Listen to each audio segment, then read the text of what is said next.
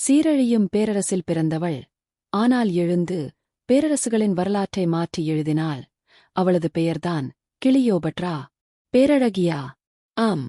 ஆனால் அதைவிட ஆபத்தானவள். அவள் 9 மொழிகளில் தேர்ச்சி பெற்ற அரசியல் நிபுணர். அவளின் தந்தை நாடு கடத்தப்பட்டபோது ரோம் வாசலில் நின்றவள். கம்பளத்தில் ரோமுக்குள் நுழைந்து ஜூலியஸ் சீசரின் இதயத்தை வென்றாள். அந்த தருணம் வரலாற்றின் திசையை மாற்றியது. ரோமின் கோவிலில் அவளது சிலை. அவளது மகன் சிசேரியன், சாம்ராஜ்யத்தின் உண்மையான வாரிசு. அதன் பிறகு வந்தார் மார்க் ஆண்டனி. அவளின் செல்வம் அவனுக்கு தேவைப்பட்டது. அவளுக்கு அவனது படைகள் தேவைப்பட்டது. ஆனால் ரோம் எச்சரித்தது. இந்த ராணி ஆபத்தானவள் என்று. ஆக்டேவியன் அவளைச் சங்கிலியில் கட்டவே விரும்பினான். ஆனால் கிளியோபட்ரா வாழ்நாளில் தலை குனியவில்லை. இறப்பிலும் கூட யாராலும் முடியவில்லை. அவள் இறந்தாள்.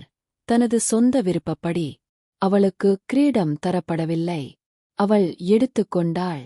கிளியோபட்ராவின் கதையை விரிவாக காண கீழே உள்ள லிங்கை கிளிக் செய்யவும்.